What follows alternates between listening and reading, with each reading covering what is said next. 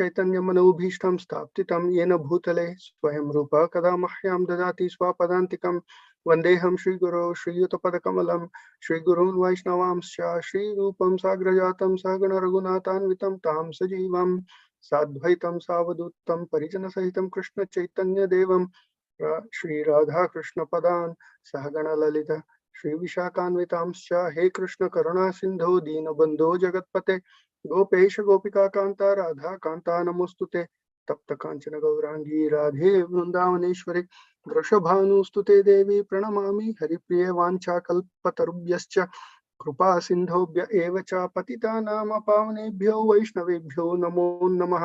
जय श्री कृष्ण चैतन्य प्रभु नित्यानंद श्री अद्वैत गदाधर श्रीवासादि गौर भक्त वृंदा हरे कृष्ण कृष्ण कृष्ण हरे हरे हरे राम राम राम हरे हरे। नारायणं नमस्कृत्यं नरं चैव नरोत्तमं देवीं सरस्वतीं व्यासं ततो जयम् उदीरयेत्। नष्टप्रायेषु अभद्रेषु नित्यं भागवत सेवया भगवती उत्तम श्लोके भक्तिर्भवति नैष्टिके। मूकं करोति वाचालं पंगुं लंघयते गिरिं यत्कृपातमहं वन्दे श्रीगुरुं दीनतारिणम्। I offer my respectful obeisances unto my spiritual master, the deliverer of fallen souls. His mercy turns the dumb into eloquent speakers and enables the lame to cross the mountains. Hare Krishna, everyone. Thank you for coming for the daily Bhagavatam. Today we are actually reading from Srimad Bhagavatam, second canto, the creation, the cosmic manifestation, chapter 7, which is the scheduled incarnations, and we'll be reading verse number 51. Before I start, I want to seek the blessings of all the Vaishnavas, and I seek forgiveness for any transgressions I may commit while speaking. Om Namo Bhagavate Vasudevaya. Om Namo Bhagavate Vasudevaya. Om Namo Bhagavate Vasudevaya. So, let's start with the Sanskrit. Idam Bhagavatam Nama Yanme Bhagavatoditam Sangraho Ayam Vibhutinam Tvam Etad Vipula Kuru. So, Idam, this, Bhagavatam, the signs of Godhead,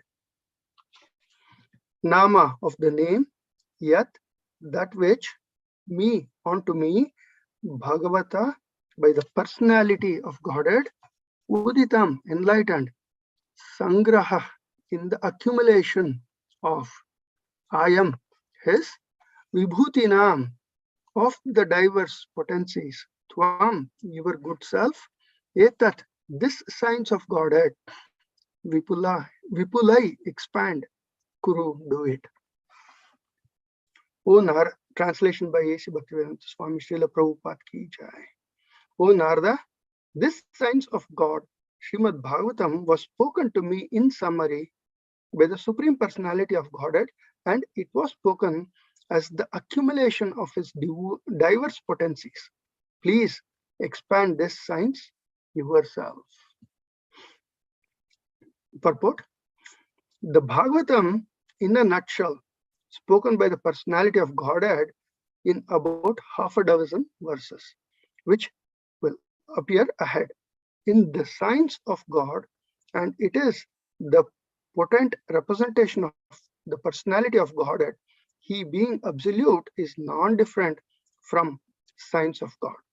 Srimad Bhagavatam, Brahmaji received this signs from Godhead, from the Lord directly, and he handed over the same to Narada, who in his turn ordered Srila Vyasadeva to expand it.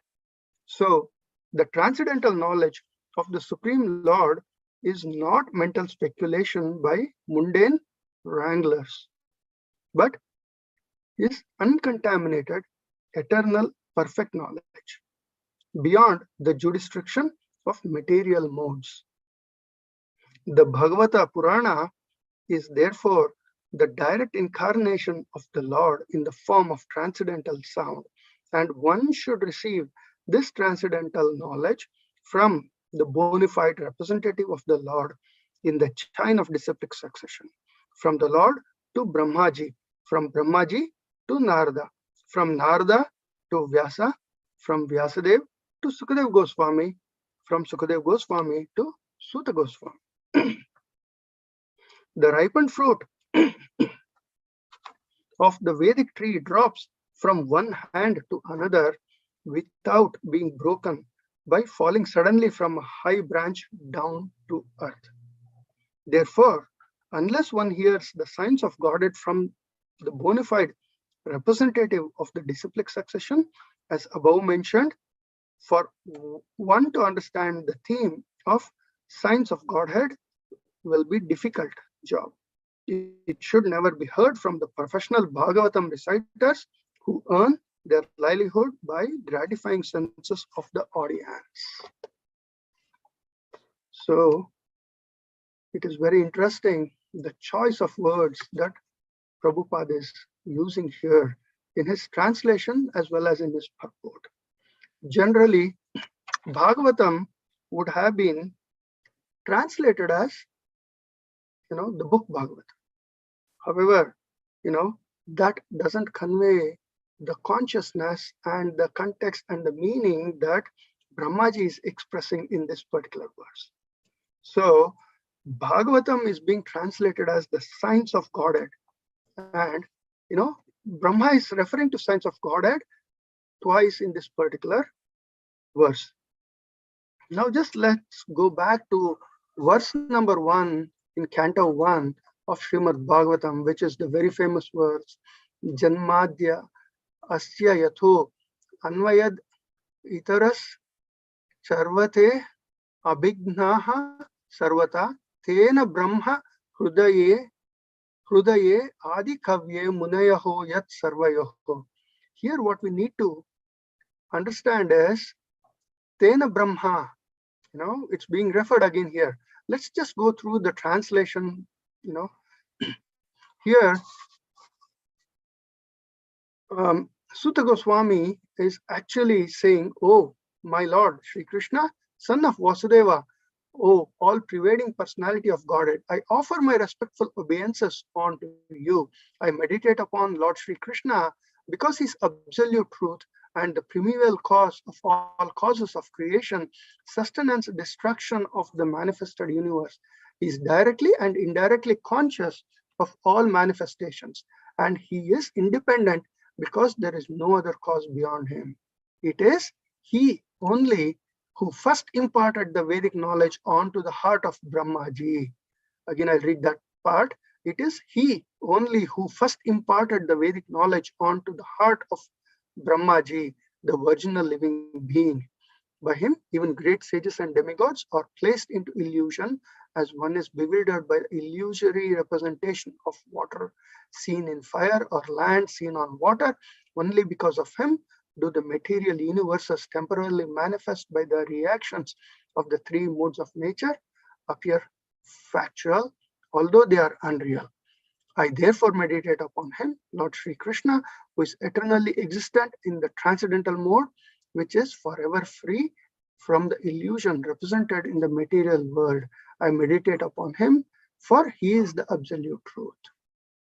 So we can see that in the very first verse, the very same thing is being said, that this knowledge was imparted by the Lord himself to Brahmaji. And how was this imparted? The enlightening happened inside the heart. And this particular fact has been stated at least 4 times or 5 times in the first 2 cantos of Srimad Bhagavatam. And we need to understand that. And why is, Prabhupada actually describes this disciplic succession. It starts from the Lord imparting this knowledge to Brahmaji, and there is a hint that is being given here. How did the Lord impart this knowledge to Brahma? It was actually, 4 verses, the Chatushloki, and there were 2 verses ahead of it, and I think 1 or 2 after the Chatushloki. together in a nutshell, it was, given to Brahmaji. And Brahma understood the purport completely when it was given to him. But a hint is being given in this particular verse that in the future, actually it is in the 9th chapter, we'll come across verse number 32 to verse number 35. These verses, the Chatushloki in particular, where, the entire seed of Srimad Bhagavatam is given. The seed is one that holds the banyan tree in it. And the banyan tree, as we all know, is so humongous when compared to the seed of the banyan tree. And it's in the very same way, the Chatushloki holds the entire meaning of Srimad Bhagavatam in it, entire knowledge. And now Brahmaji is actually handing it over to Narada and instructing him specifically, he's handing it over to Naradaji, and Narada in turn is Narada Muni is handing it over to Vyasadeva with the specific instruction to expand on it. From Veda Vyas, now it is being given to Sukadeva Goswami. From Sukadeva Goswami, it is going to Suta Goswami. So we all know this particular disciplic succession. And now, why do we talk about disciplic succession? Prabhupada gives you an example of the tree the fruit falling from a high branch of the tree. You take any ripened fruit. If it falls from the branch onto the ground, what happens? The fruit gets damaged. So anyone who is picking fruits, what do?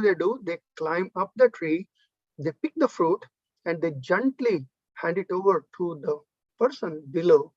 And the person below gently places it in a container. That is how we do it.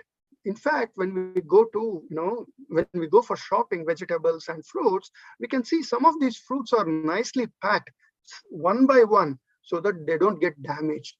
Material fruit, we are handling with so much care. Should we not take the same care of the knowledge that is being given? The knowledge that is being given to us by the Lord himself. And that is why, to establish that process, the Lord himself personally gives it to Brahma, and Brahma personally gives it to Narada, and so on and so forth. So this importance of disciplic succession, of handling this knowledge, in a very careful and a very respectful way, is very important for us. Now, there's a second aspect to this fruit example. We all know about mangoes, and how do you select a good mango? Generally, you go up, you climb the tree, and then you find all the mangoes that have turned in color, golden yellow or golden color. You try to smell it, and then you try to pluck it. But there are sometimes you'll see that some of the fruits have been picked by a parrot. And these fruits, when you happen to taste, they are the best of all the fruits in those trees. They taste like nectarian taste. So the parrot here is Sukadeva Goswami, or our acharyas, who have tasted this fruit, and they're handing over this ripened fruit, which is exclusive in taste, and that is being handed over to us. By tasting that fruit ourselves, it is like an exhalier. Here, it's not an exhalier of our material life, but it is an exhalier of our spiritual life. Once you taste this fruit, you are guaranteed that you will go back to Godhead. By the time you start from the first verse of the first canto to the last verse of the last canto, your heart is guaranteed to be transformed. So this Bhagavatam is so sweet that we are all, once we start hearing it, we can't stop hearing it. But it is so sweet that the Lord himself wants to hear it. And how does the Lord want to hear it? He wants to hear it from his own devotees, and that makes it so sweet. The example that is given there is, when you have a young child, a baby or a toddler in your home, and when the child starts speaking, what is the child speaking? He is only repeating the words that you are saying. And it is so cute and it is so sweet that those words that the child uttered is going on in your mind all through the day. You're actually in the consciousness where you're just remembering the child saying those sweet words in its own way. The same way the Lord wants to hear, his devotees recite Srimad Bhagavatam, and he wants to hear it. One example that is being given here, that comes to my mind is the story of the Alvars. This story I had first heard it from, our own Balram Prasad Prabhu, when he was doing a series on Alvars. I don't know the complete particulars, but I'll summarize that story. So Alvars are actually the great devotees of the Lord. Actually, the first three Alvars are supposed to be, of the same time as Lord Krishna was here on, the material planet. And one of these Alvars, the first one, Pogai Alvar, one day was going through one of the mountains in South India. And then suddenly the weather is turning bad and there is a lot of wind. So, because of a long journey also, this Alvar, he wants to take shelter and he finds a small cave because he's tired. There is enough room to lay down, so he lays down. But like any true devotee, he's chanting the glories of the Lord. And after some time, it becomes little rainy. It starts drizzling. At this point of time, there is a second Alvar who comes and he notices the cave. He can hear the Lord's chants going in and he's also mesmerized. And what he does, he, puts his head into the cave and he asks, "Can I come in?" And then this Alvar says, "If one person can lay down, two can definitely sit. Please come in." And they both sit down. Now, Krishna actually in Bhagavad Gita says, "Mat chitta mat gata prana." That verse, I don't remember the full verse, but it ends like katayantischa bodhayanti. Like what does the devotees of the Lord do when they get together? What they do is they're basically glorifying the Lord. They're talking about the Lord's glories and chanting the glories and singing together. That's how they pass their time. So that is what the two Alvars do. And when they're doing that, the rain becomes innocent. And at that point, there is a third Alvar who, by whatever mercy it is, he arrives there and he peeks into this same cave and he sees two people there and he asks in a very polite, Vaishnava way, "Can I come in?" And the other two Alvars says, "If two can sit, three can stand. Please come in." And so all three stand together and they continue glorification of the Lord and they're in such a blissful mode. And they're unnoticed to them what is happening. There's a fourth person standing outside in the rain, not minding of the weather and other things, and trying to hear what is going on inside the cave. And who is this personality? This personality is none other than Lord Ranganatha, wanting to hear the glories being sung by three of his purest devotees. And, he is so eager that he is enjoying this pastime. Now, we have heard of all of these stories. How do we actually invite Srimad Bhagavatam and establish Krishna in our hearts?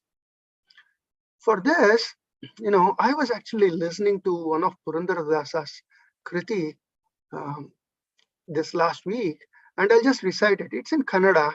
Purandaradasa is a great devotee of the Lord in, Madhva Sampradaya, and all his writings are ripened extracts from Srimad Bhagavatam. If you read, just read through the lyrics of his songs, you will find that it is directly from Srimad Bhagavatam.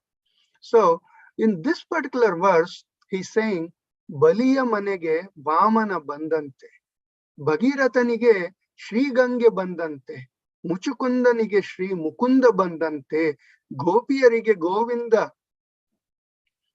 bandante, Vidurana manege Shri Krishna bandante, Vibhishanana manege Shri Rama bandante." ನಿನ್ನ ನಾಮವು ಬಂದು ನನ್ನ ನಾಲಿಗೆಯ ಮೇಲೆ ನಿಂದು ಸಲಹು Shri Purandara Vittala. So what is, Purandaradasa saying here? He's saying, just like how Vamana came to Bali Chakravarti's home, and how Sri Gange came to Bhagirath, how Sri Mukunda came to Muchukunda, Sri Krishna came to Vidura's house, and Sri Rama came to Vibhishana. Similarly, please come and stand on my tongue and please protect me and establish yourself in my heart. So that is how we need to invite Srimad Bhagavatam, and then we need to be immersed in this. So I think it's already 7:53. I will stop here. Thank you, everyone. If you have any comments or questions, please bring it up. And if I've spoken anything wrong or any mistakes, please correct me.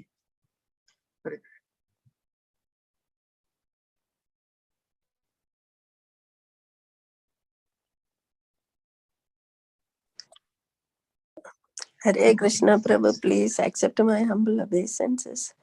All glories to Guru Maharaj and Srila Prabhupada. Hare Krishna, Mataji, please accept my humble obeisances. All glories to Guru and Gaurav. Very wonderful class, Prabhuji, this morning. So nice. And of course, you always quote Purandaradas. This one was extremely nice. And the Alvar story also. It's so beautiful. Thank you very much, Prabhu. Thank you. Hare Krishna. Hare Krishna.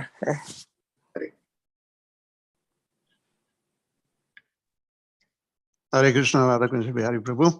Hare Krishna. All glories to Srila Prabhupada and Guru Maharaj. Dandavat Pranam, all glories to Srila Prabhupada and Guru Maharaj. Tell me, Prabhuji. Thank you for such a beautiful class. First thing in the morning here, for me at least. I'm sure most of you have already been up for a few hours. In my case, it's a little different. I'm just coming to the surface, but it was absolutely beautiful, as Mataji said. Thank you so much. I mean, getting that taste for the Srimad Bhagavatam and also the way you described and expounded on Srila Prabhupada's purport, I think, it was very, very refreshing, very reinforcing to me today, especially. Thank you so much. Thank you, Prabhuji. Hare Krishna. So, yeah, if there are no more questions or comments, Lakshmikant Prabhuji, I think we can end the call. Hare Krishna, Prabhu. Oh, Hare Krishna, Mataji. Please accept my humble obeisances. All glories to Srila Prabhupada. If you can take one question. Yeah, Mataji. Yeah, this Alvas is so beautiful. I have heard it already, but it's very beautiful and sweet to hear again. So when we hear such thing, we know Krishna's presence is there in Bhagavatam. I'm just want to discuss. It's not that a new question or something. But then, forget about after few days. Sometime, after few hours, Shivalva Prabhu is telling it's very nice in the morning. After 2 hours or so, not even any, even a tinge of that remembrance. Yeah. It's just completely gone. And you quoted that very, very sweet stanza from Purandaradasa. Please stay on my tongue and protect me. And, I was really thinking this remembrance somehow, if Krishna can award us, it has to be, I'm sure it has to come from Krishna and the devotees who have it. We cannot do it on our own. But I just want to hear something from you on that. Yeah, Mataji, thank you so much for bringing that up.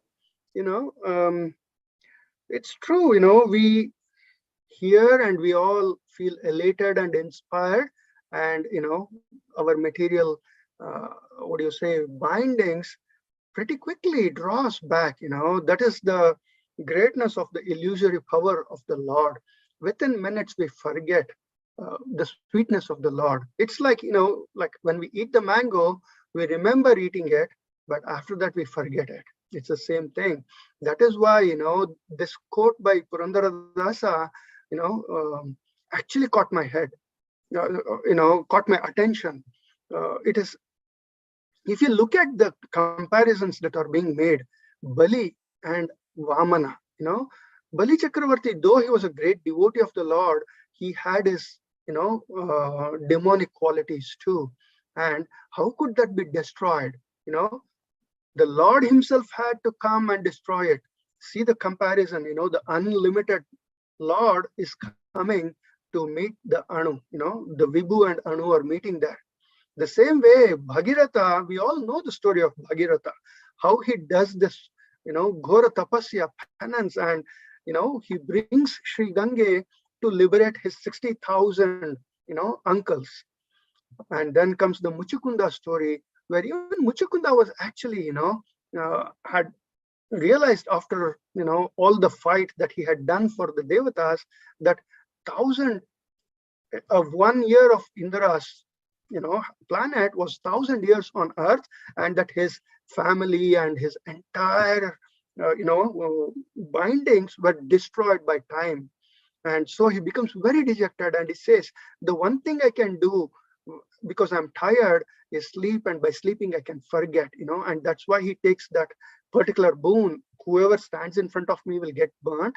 And Krishna so, tactfully utilizes that against Kalyavana, because Kalyavana cannot be destroyed in the, in the battlefield, because he has this, boon from Krishna's devotees, and Krishna has to keep the word. Not that Krishna cannot destroy Kalyavana.